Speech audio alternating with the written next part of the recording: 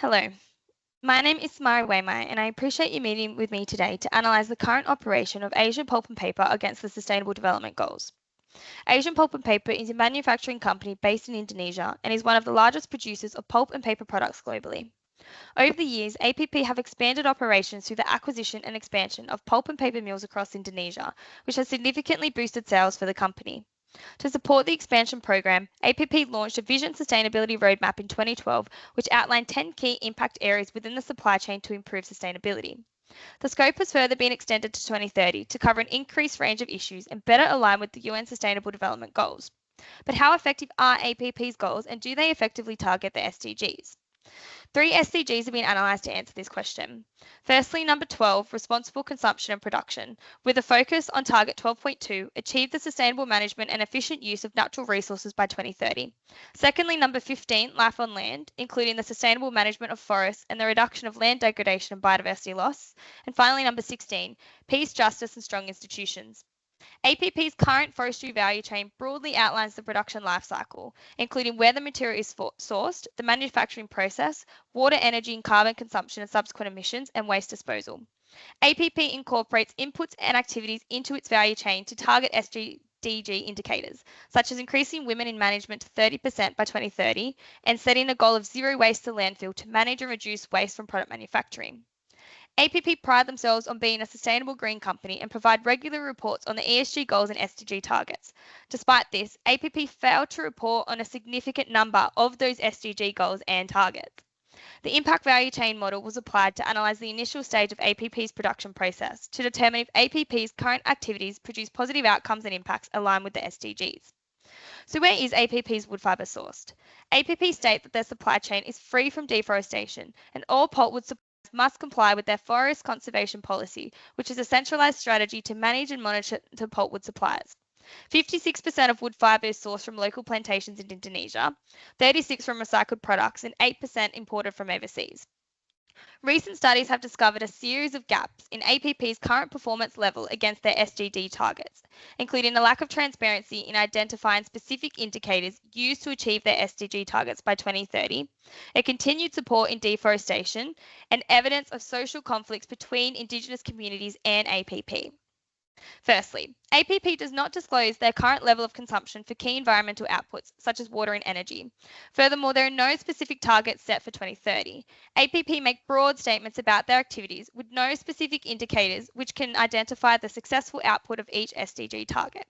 Without providing definitive measurements and methods for reduction, we are unable to identify a baseline for assessment to measure the success of APP in achieving sustainable production practices.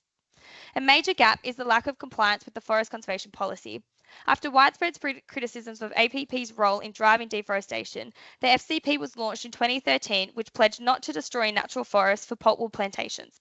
However, Greenpeace recently evaluated APP's production system 10 years after the FCP implementation and discovered a series of literary violations, including changes in deforestation cutoff times, the destruction of tropical peat ecosystems, and a continued prevalence of burning forest. This is in direct violation of SDG 12 and 15. Finally, APP's 20 Vision target stated increase welfare of Indigenous and local communities and maintain good relations, which is directly related to SDG 16. However, studies indicate that conflicts, intimidation and violence continue to impact communities living in areas exploited by APP and their suppliers. There is a strong correlation between forest degradation and human rights violations, and local communities have suffered a loss of social, cultural and economic services which was previously provided by the surrounding forests. It is evident that APP does not promote peaceful and inclusive societies for sustainable development, and continued expansion is set to further increase displacement and insecurity for local communities in Indonesia. In comparison to APP, Who Gives a Crap is an Australian company which produces toilet and tissue paper in partnership with China based on its sustainable manufacturing practices. For example, material is sourced by collecting and converting post-consumer recycled paper and bamboo into tissue. Bamboo is currently the most sustainable alternative option for wood fibre supply globally. On top of this, Who Gives a Crap donates 50% of its profits to charities, and as of October 2024, Who Gives a Crap has donated over $13 million to charities that improve access to clean water, hygiene, and basic sanitation in developing countries. Who Gives a Crap has clear target indicators related to the SDGs, and these are reported on annually. APP's reputation has faced considerable scrutiny for a lack of transparency and achievement of SDG goals. However, changes can be made which will help mitigate reputational damage and lead APP back towards sustainable production, reducing the current negative impact to the environment and local communities. Similarly to Who Gives a Crap, APP should define sustainability for the company and set specific targets which align with all sustainable development goals, including measurements and methods on how to achieve the specific Vision 2030 target. Furthermore, APP should only contract suppliers which align with the FCP and set standards to measure their performance to ensure raw materials are sourced from reputable and sustainable suppliers who promote recycled wood fibre. Finally, APP should consider ways to contribute to improving the social welfare of Indigenous communities through donating part of their profits to supporting local development. APP have faced criticisms for its failures to be truly transparent in its operations and the implementation of its sustainable policies.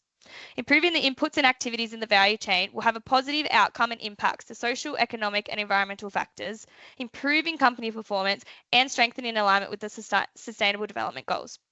Thank you.